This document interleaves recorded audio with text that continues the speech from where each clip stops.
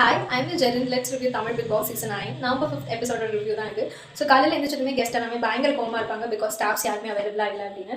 அதுக்கப்புறமா அவங்க manager திவ்யாவை கூப்பிட்டுமே discuss பண்ணியிருப்பாங்க. லைக் அட்லீஸ்ட் ரிசப்ஷனிஸ்டாவது நாங்கள் எழுந்துக்கிறதுக்கு முன்னாடி ரெடியாக இருந்திருக்கலாம் அப்படின்னு சொல்லுவாங்க. ஆல்சோ அவங்க என்ன சொல்லுவாங்கன்னா, மிஸ்பிஹேவ் பண்ணுறவங்களை கரெக்ட் பண்ணுறது எப்படி உங்களோட டியூட்டியோ, லைக் வைஸ் ஒர்க் பண்ணாதவங்கள ஒர்க் பண்ண வைக்க வேண்டியது உங்களோட டியூட்டி தான் அப்படின்னு கொஞ்சம் சொல்லியிருப்பாங்க. ஸோ திவ்யா வந்து okay I will chart this out அப்படின்னு வெளியில் வந்துட்டு ஹெட் எல்லாருமே இப்போவே வாங்க 10 minutesல நீங்கள் வந்திருக்கணும் அப்படிங்கிற மாதிரி கத்துவாங்க. தென் எல்லாரும் அங்கே அசம்பிள் ஆனதுக்கப்புறமா அவங்க சொல்லுவாங்க மூஞ்சிக்கு மேலே திட்டுறாங்க அப்படிங்கிற மாதிரி கெஸ்ட்டை சொல்லுவாங்க. ஸோ அது வந்து கெஸ்ட்டுக்குமே கேட்டுருன்னு நினைக்கிறேன். ஸோ அவங்க ஒரு மாதிரி ஷாக்கிங்காக பார்ப்பாங்க. பிக் பாஸ் வந்து எதுவாக இருந்தாலும் வெளியில் போய் டிஸ்கஸ் பண்ணுங்க அப்படிங்கிற மாதிரி சொல்லுவாங்க. ஸோ வெளியில் போனதுக்கப்புறமா அவங்க சொல்லுவாங்க நீங்கள் குடிக்கிறீங்களோ இல்லையோ 10 minutesல எல்லாரும் யூனிஃபார்மோட வந்திருக்கணும் அப்படின்னு பயங்கரமாக கற்றும்போது துஷார் வந்து கேட்பாங்க, லைக் இப்போ நீங்கள் தான் கத்துறீங்க, கெஸ்ட் இருக்கும்போது நீங்கள் தான் கத்துறீங்க அப்படின்னு. ஸோ ஆப்வியஸ்லி அந்த இடத்துல ஒரு பயங்கர சண்டை இருக்கும். ஸோ இதில் நான் என்ன சொல்லணும் அப்படின்னு நினைக்கிறேன்னா, பீயிங் அ மேனேஜர் அவங்க வந்து நீங்களே டேரெக்டாக போய் திட்டுவாங்க, இல்லை அவங்கக்கிட்ட லவுடாக பேசினதுக்கு எம்ப்ளாயியை வந்து இன்னும் கொஞ்சம் பொலைட் வேல ஹேண்டில் பண்ணியிருக்கலாம் அப்படிங்கிறது என்னோட தாட் ப்ராசஸ். ஏன்னா மேனேஜர் அப்படிங்கிறவங்க டேரெக்டாக எம்ப்ளாயி மேலே பழி போடாமல் அந்த சிச்சுவேஷனை எப்படி வைஸாக ஹேண்டில் பண்ணுறது அப்படின்னு தான் அவங்க யோசிச்சிருக்கணும். But instead of doing that அவங்க ஷவுட் பண்ணது அந்த இடத்துல தேவையில்லை அப்படிங்கிற மாதிரி தான் நான் சொல்லுவேன். ஆல்சோ நைட்டு நடந்த அந்த சண்டையில் திவ்யா வந்து கத்திருப்பாங்க. அப்போ வந்து நீங்கள் ஏன் கத்துறீங்கன்னு கேட்கும்போது நான் வந்து கெஸ்ட் கிட்ட பெர்மிஷன் கேட்டுட்டு தான் வந்து கத்துறேன் அப்படின்னு சொல்லியிருக்காங்க. ஸோ ஆப்வியஸ்லி நம்ம ஹோட்டலுக்கு ஒருத்தவங்க வராங்கன்னா கெஸ்ட் கிட்ட பெர்மிஷன் கேட்டு கத்துனாலும் ஒன்று தான், கேட்காம கத்துனாலும் ஒன்று தான். ஸோ அவங்க வந்து அந்த ஷவுட் பண்ணுறதை கொஞ்சம் கம்மி பண்ணிக்கலாம் அப்படிங்கிறது என்னோட கருத்து. ஸோ உங்களோட ஒப்பீனியன் என்ன அப்படிங்கிறது காமெண்ட்ஸில் சொல்லுங்கள். திவ்யாவும் பாருவும் வந்து ஒரு டிஸ்கஷன் மாதிரி பண்ணுவாங்க. ஸோ அப்போ பாரு சொல்லுவாங்க, ப்ரீவியஸ்லி நம்ம ஒன்றா ஒர்க் பண்ணது நல்லா தான் இருந்துச்சு அப்படின்னு சொல்ல வரும்போது திவ்யா வந்து ஒன்றா தான் பண்ணணும் but I'm not satisfied with work அப்படின்னு சொல்லுவாங்க. அப்போ பாரு வந்து நீங்கள் இப்படி ஒவ்வொரு வேர்டுக்குமே எனக்கு ரெஸ்பாண்ட் பண்ணிட்டு இருந்தீங்கன்னா அப்படின்னு சொல்லும்போது நீங்களும் அப்படி தான் பேசுறீங்க அப்படிங்கிற மாதிரி ஒரு டிஸ்கஷன் வரும். ஸோ எனி ஹவ் பார்வதி வந்து ஓகே நீங்கள் ஒரு மேனேஜராக இருக்கும்போது அசிஸ்டன்ட் மேனேஜராக என்னோட ஒர்க் எப்படி இருந்துச்சு, நான் என்ன இம்ப்ரூவ் பண்ணணும் அப்படிங்கிற ரிவ்யூ சொல்லுங்க அப்படின்னு கேட்பாங்க. நான் எப்படி இன்னும் நல்லா பண்ணலாம் அப்படிங்கிற மாதிரி கேட்பாங்க. பாரு வந்து திவ்யா வந்து ஓகே உங்களோட ஸ்டைலையும் நீங்கள் ஹேண்டில் பண்ணுங்க அப்படின்னு சொல்லிடுவாங்க. அதுக்கப்புறமா கெஸ்ட் மறுபடியுமே கோவம் ஆயிடுவாங்க. ஏன்னா அவங்களோட ரூம் எல்லாமே பயங்கர மெஸ்ஸியாக குப்பையாக இருக்கும். ஸோ இமீடியட்டாக அகைன் திவ்யாவை கூப்பிட்டு இந்த ரூமை பாருங்க, இது என்ன க்ளீன் பண்ணியாக இருக்குது அப்படிங்கிற மாதிரி கேட்பாங்க. அப்போ திவ்யாவும் பார்த்துட்டு இந்த ரூம் க்ளீனே பண்ணியிருந்தாலும் அவங்க ஒழுங்காக பண்ணலை அப்படின்னு சொல்லிட்டு இமீடியட்டாக லிவிங் ஏரியாவில் ஒரு மீட்டிங் மாதிரி அரேஞ்ச் பண்ணுவாங்க. ஸோ அந்த மீட்டிங்லேயுமே திவ்யா வந்து கொஞ்சம் கோவமாக, நான் வந்து ஒரு மேனேஜர், எனக்கு வந்து எல்லாரையும் ஃபயர் பண்ணுறதுக்கான ரைட்ஸ் இருக்குது. ஸோ நான் சொல்கிறத நீங்கள் ஃபாலோ பண்ணுறீங்கன்னா பண்ணுங்க, இல்லைனா நான் வந்து உங்களை டாஸ்க் வந்து ரிமூவ் பண்ணிடுவேன் அப்படிங்கிற மாதிரி திவ்யா வந்து பேசியிருப்பாங்க. எனக்கு எந்த பிரச்சனையும் கிடையாது, நீங்கள் பண்ணுங்க அப்படிங்கிற மாதிரி பேசியிருப்பாங்க. தென் பாரு வந்து என்ன கம்ப்ளைண்ட் அப்படின்னு கேட்கறதுக்கு முன்னாடி இந்த கான்வர்சேஷன் ஸ்டார்ட் பண்ணுவாங்க. அப்போ வந்து பிக் பாஸ் வந்து திவ்யா போய் உட்காருங்க அப்படின்னு வந்து சொல்லிடுவாங்க. உட்கார்ந்ததுக்கு அப்புறமா பிக் பாஸ் என்ன சொல்லுவாருன்னா, அசிஸ்டன்ட் மேனேஜர் இல்லைனா மேனேஜர் 2 பேர்ல யாராவது ஒருத்தவங்களோட பொசிஷன் இருக்கும், இன்னொருத்தவங்களோட பொசிஷன் வந்து சேஞ்ச் பண்ணும். அப்படின்னா உங்க யாரோட பொசிஷனை சேஞ்ச் பண்ணலாம் அப்படிங்கிறத அங்கே இருக்கிற ரிமைனிங் கண்டஸ்டன்ஸ் வந்து சூஸ் பண்ணலாம் அப்படிங்கிற மாதிரி சொல்லியிருப்பாங்க. So it starts from Tushar போய் I am satisfied with assistant managers work. ஆனால் மேனேஜர் வந்து ரொம்ப 2 ஃபேஸஸாக இருக்காங்க. ஸோ எங்களுக்கு வந்து மேனேஜர் ஓகே இல்லை அப்படிங்கிற மாதிரி துஷார் சொல்லுவாங்க. Followed by majority of the people வந்து பாரு வந்து ஓகே, ஆல்சோ திவ்யா வந்து மேனேஜர் பொசிஷன் வந்து சேஞ்ச் ஆகணும் because she is not handling the she is not handling the situation properly அப்படிங்கிற மாதிரி சொல்லியிருப்பாங்க.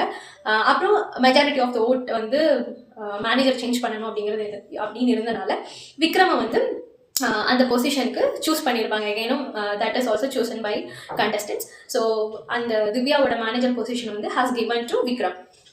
ஸோ இந்த பொசிஷன் சேஞ்சிங் எல்லாம் ஆனதுக்கப்புறமா திவ்யா வந்து வெளியில் உட்காந்துட்டு இருப்பாங்க. சாண்ட்ராவுமே அவங்க பக்கத்தில் உட்காந்து சொல்லுவாங்க, லைக் அவங்க வந்து பார்வதியை வேணாம், பார்வதியோட பொசிஷன் தான் சேஞ்ச் ஆகணும், மேனேஜர் இருக்கட்டும்னு சொல்லியிருப்பாங்க.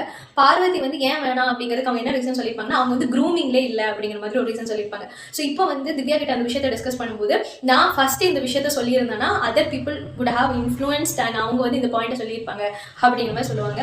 அப்போ வந்து திவ்யா வந்து இதில் நான் இன்ஃப்ளூயன்ஸ் பண்ணுறதுக்கு ஒன்றுமே இல்லை, இப்போ அவங்களால வேலை பண்ண முடியுது அப்படின்னா எனக்கு புரியல அப்படிங்கிற மாதிரி பேசியிருப்பாங்க. ஸோ பேசிக்லி என்னோட கருத்து என்னன்னா, சாண்ட்ரா வந்து க்ரூமிங்காக பார்வதி ஒழுங்காக பண்ணலை அப்படின்னு சொன்னது வந்து எனக்கு ஒரு வேலிட் பாயிண்டாக தெரியல. ஏன்னா ஒருத்தவங்களோட பர்சனாலிட்டி, ஒருத்தவங்களோட வே ஆஃப் க்ரூமிங்கை வந்து நம்ம மார்க் பண்ணோம் அப்படிங்கிறது அவசியம் இல்லை. அவங்களுக்கு எதாவது கான்ஃபிடென்ட்டாக இருக்கோ அதை பண்ணியிருக்கலாம். அண்ட் இன்னும் பெட்டர் வே அங்கே வந்து நம்ம ஒருத்தவங்களை ட்ரீட் பண்ணுற விதம், கஸ்டமருக்கு நம்ம எப்படி பிஹேவ் பண்ணுறோம் அப்படிங்கிறது தான் மோர் இம்பார்ட்டன்ட் தேன் க்ரூமிங் அப்படிங்கிறது என்னோட பாயிண்ட் ஆஃப் வியூ. ஸோ உங்களோட பாயிண்ட் ஆஃப் வியூ என்னங்கிறத காமெண்ட்ஸில் சொல்லுங்கள். அதுக்கப்புறம் சாண்ட்ராக்கு வந்து பிக் பாஸால் ஒரு சீக்ரெட் டாஸ்க் கொடுக்கப்பட்டிருக்கும். அந்த டாஸ்க் என்ன அப்படின்னா, சாண்ட்ரா வந்து யாராவது ஒருத்தவங்களை எதர் ஃபயர் பண்ணணும், இல்லைனா அவங்க சொந்தமாகவே ரிசைன் பண்ண வைக்கணும், இல்லைனா அந்த காலையில் பொசிஷன் சேஞ்ச் நடந்துச்சு இல்லையா, அந்த மாதிரி ஏதாவது ஒன்று பண்ணணும். ஸோ இதில் வந்து எனி டூ டாஸ்க் வந்து அவங்க கம்ப்ளீட் பண்ணணும். சாண்ட்ராக்கு வந்து யாராவது ஒருத்தவங்க பேர் சூஸ் பண்ணிக்கலாம். அதில் அவங்க 2 பேருக்கு யாராவது ஒருத்தவங்களுக்கு நாமினேஷன் பாஸ் கிடைக்கும், ஃப்ரீ பாஸ் கிடைக்கும். ஒருவேளை அவங்க இந்த டாஸ்க்கை பண்ண ஃபெயில் ஆயிட்டாங்க அப்படின்னா அவங்க வந்து டைரக்ட் நாமினேஷனுக்கு போயிடுவாங்க. அப்படிங்கிறது இதுதான் டாஸ்க். சாண்ட்ரா வந்து அவங்களோட ஹஸ்பண்ட் பார்ட்னராக சூஸ் பண்ணியிருப்பாங்க. ஸோ வழக்கம் போல இவங்க வந்து அந்த டாஸ்க்கான பிளானிங் எல்லாமே போடுவாங்க. ஸோ அந்த டைமில் சாண்ட்ரா வந்து எனக்கு என்னோட டீமில் திவாகர் வேணாம், அவங்கள வந்து நான் ஃபயர் பண்ணணும்னு நினைக்கிறேன் அப்படிங்கிற மாதிரி பேசுவாங்க. விக்ரம் வந்து அந்த இடத்துல அவரோட மேக்ஸிமமாக கொடுத்து, இல்லை அவர் இருக்கட்டும், நான் வந்து உங்கள் பக்கத்தில் வராத மாதிரி டிஸ்டர்ப் பண்ணாத மாதிரி பார்த்துக்கிறேன் அப்படிங்கிற மாதிரி தான் சொல்லுவாங்க. ஆல் ஆஃப் அ சடன் அவங்களோட பேச்சை கேட்டுட்டு பண்ணவும் இல்லை. ஆஸ் வெல் அஸ் அவங்களுக்கு அகேன்ஸ்டாகவும் பேசாமல் அந்த இடத்த எப்படி ஸ்மூத்தாக ஹேண்டில் பண்ணலாம் அப்படிங்கிறது முடிஞ்ச அளவுக்கு ஹீட் ஆகிடும். கடைசியில் என்ன ஆகும்னா, பிரியங்கா வந்து மிட் நைட்டில் செக்இன் பண்ணுறதுக்காக உள்ளே வருவாங்க. ஸோ உள்ளே வந்ததுக்கப்புறமா ஃபுட் இருக்கான்னு கேட்பாங்க. அதுக்கு முன்னாடி சாண்ட்ரா சொல்லியிருப்பாங்க, திவாகர் இருந்தாருன்னா நான் வந்து பண்ண மாட்டேன், நான் வந்து கிச்சனை க்ளோஸ் பண்ணுறேன் அப்படின்னு சொல்லியிருப்பாங்க. அதுக்கு தியானா சொல்லியிருப்பாங்க, நீங்கள் ஒரு செஃப்பாக க்ளோஸ் பண்ணுறீங்கன்னா நான் ஒரு அசிஸ்டன்ட் செஃப்பாக நான் வந்து அதை டேக் ஓவர் பண்ணிக்கிறேன் அப்படிங்கும்போது நீ இந்த பொசிஷனுக்கு வரதானே விரும்பினேன் அப்படின்னு. So basically it is a secret task. அவங்க அப்படி சொல்லுவாங்க. தியானா வந்து ரொம்ப ஹர்ட் ஆவாங்க. பட் பிரியங்கா வந்து அகைன் எனக்கு ஃபுட் வேணும் அப்படின்னு கேட்கும்போது சாண்ட்ரா வந்து ரெஸ்டாரண்ட் வந்து க்ளோஸ் ஆயிடுச்சு அப்படின்னு சொல்லுவாங்க. வியானா வந்து இல்லை மேம், நீங்கள் என்ன கேட்டாலும் நான் பண்ணித்தரேன், ஒரு 20 to 25 minutes வெயிட் பண்ணுங்க அப்படிங்கிற மாதிரி சொல்லிட்டு அவங்க மாவு பசி ஆரம்பிப்பாங்க. So that time again Sandra கிட்ட அவங்க ஹஸ்பண்ட் வந்து உன் பொசிஷன் நீ எதுக்கு விட்டு கொடுக்குற அப்படிங்கிற மாதிரி சொல்லியிருப்பாங்க. உடனே இவங்களும் வந்துட்டு நான் பண்ணுறேன் அப்படின்னு சொல்லிடுவாங்க. திவாகரை நான் வந்து உங்களை ஃபயர் பண்ணுறேன், நீங்கள் வெளியில் போங்கன்னு சொல்லிடுவாங்க. ஸோ அந்த டைமில் வியானா வந்து விக்ரம் மேலே கொஞ்சம் கோவமாயி விக்ரம் கிட்ட வந்து சொல்லுவாங்க, நீ வந்து உன்னோட ஜாபை ப்ராப்பராகவே பண்ணலை, எல்லாமே ஐம் கன்வின்ஸ்ட். ஆனால் அவங்க வந்து அந்த கெஸ்ட் கிட்ட க்ளோஸ் ஆயிடுச்சு ரெஸ்டாரண்ட் அப்படின்னு சொன்னாங்க. அவங்க வந்து 18 பேரோட உழைப்பையும் ஒரே நிமிஷத்தில் காலி பண்ணியிருப்பாங்க. நான் வந்து சப்போர்ட்டிவாக பேசினேன், ஆனால் நீங்கள் வந்து அவங்களை திரும்பவும் கிச்சனுக்குள்ளே வர வச்சிட்டீங்க, அது வந்து நீ உன்னோட ஜாபை ப்ராப்பராக பண்ணல அப்படின்னு சொல்லும்போது விக்ரம் ஃபைனலாக என்ன சொல்லியிருப்பாங்க, I have taken a decision. நான் வந்து திவாகரும் அங்கே தான் இருப்பாரு நான் சொல்கிறேன். அதே மீறி அவங்க ஒரு விஷயம் சொல்கிறாங்கன்னா நான் வந்து ஒரு டிசிஷன் எடுத்திருக்கேன், அது நான் சொன்னாலும் நீங்கள் யாரும் நம்புற மூடில் இல்லை, நான் பண்ணும்போது நீங்கள் அதை பார்த்துக்கோங்க அப்படின்னு சொல்லிடுவாங்க. இந்த இடத்துல சாண்ட்ரா வந்து கனிக்கிட்டையும் டிஸ்கஸ் பண்ணியிருப்பாங்க. லைக் நான் வந்து கஷ்டப்பட்டு எல்லாத்தையுமே பண்ணிட்டு இருக்கேன், திவாகர் எதுவுமே பண்ணுறதில்ல அப்படின்னு கனிக்கிட்ட டிஸ்கஸ் பண்ணும்போது கனி வந்து சொல்லியிருப்பாங்க, ஆமாம் நீங்கள் வந்து எந்த இடத்துலையுமே தெரியல, நீங்கள் தான் கஷ்டப்பட்டு எல்லாம் பண்ணுறீங்க, ஆனால் நீங்கள் எந்த இடத்துலையுமே தெரியல அப்படிங்கிற மாதிரி அவங்க கொஞ்சம் கொளுத்தி போட்ட மாதிரி தான் எனக்கு ஃபீல் ஆச்சு. So let me no your thoughts in the comments. So ஃபைனலாக என்ன ஆச்சு அப்படிங்கிறது இன்னையோட எபிசோடில் தான் வரும். ஸோ அதை நான் லீக் பண்ண விரும்பலை. நாளைக்கு வந்து நம்ம ரிமைனிங் பாட்டை கண்டிப்பாக டிஸ்கஸ் பண்ணலாம். ஃபைனலாக நான் ஒரு விஷயம் சொல்லணும்னு நினச்சேன். நிறைய பேர் காமெண்ட் செக்ஷனில் வந்துட்டு how much did you got, நீங்கள் வந்து பார்வதியோட பிஆர் டீம் அப்படிலாம் சொல்கிறீங்க. ஆக்சுவலாக அந்த வீட்டை நீங்கள் நல்லா கீனாக அப்சர்வ் பண்ணிங்கன்னா உங்களுக்கே தெரியும், நடக்கிற விஷயங்கள் எல்லாமே பார்வை சுற்றியே தான் இருக்குது. ஸோ பார்வை வந்து லவுடாக இருக்காங்க அப்படிங்கிறதுக்காக அவங்க பேசுறது எல்லாமே தப்பு. Maybe the way of speaking, அவங்க கொஞ்சம் லவுடான பர்சன், ரொம்ப எக்ஸ்பிரசிவான பர்சன் அப்படிங்கிறதுனால அப்படி இருக்கே தவிர அவங்க சொல்கிற பாயிண்ட்ஸ் எல்லாமே வேலிட் தான். ஜஸ்ட் பிகாஸ் அவங்க கத்துறதுனால நம்ம யாரும் அவங்களை லிசன் பண்ணுறதில்ல அப்படின்னு சொல்கிறதுக்காக மட்டும்தான் நான் வந்து பார்வோட பாயிண்ட் ஆஃப் வியூவை சொன்னேனே தவிர இட் டசன்ட் மீன் நான் வந்து ஒரு பிஆர் டீம்லாம் கிடையாது. நான் வந்து பிக் பாஸ் ஹானஸ்ட் ரிவ்யூ பண்ணணும் அப்படின்னு நினச்சிருக்கேன். ஸோ அது மட்டும்தான் நான் பண்ணிகிட்டு இருக்கேன். எல்லாரோட பர்ஸ்பெக்டிவ்ல வந்து பேசணும் அப்படிங்கிறது தான் என்னோட விருப்பம். ஸோ சுற்றி நடக்கிற விஷயங்கள் எல்லாமே பார்வை சுற்றி நடக்கிறனாலையும் பார்வோட இன்வால்மெண்ட் அதிகமாக இருக்கனாலையும் தான் அவங்களோட பர்ஸ்பெக்டிவ் நான் சொல்கிறேனே தவிர மற்றபடி I am not her PR team are anything else. நான் வந்து ஹானஸ்ட் ரிவ்யூ அண்ட் எல்லா கண்டஸ்டன்ஸோட பாயிண்ட் ஆஃப் வியூலேருந்து தான் பேசுவேன். Last but not the least, Vikram வந்து நம்ம ரியலாக அப்ரிஷியேட் பண்ணி ஆகணும். பிகாஸ் அவரோட ரோலை வந்து ரொம்ப பயாஸாகவும் இல்லாமல், ரொம்ப கோவம் இல்லாமல், ரொம்ப காமாக சூப்பராக வந்து அந்த சிச்சுவேஷனை ஹேண்டில் பண்ணுறாங்க அப்படின்னு நானும் சொல்கிறேன்.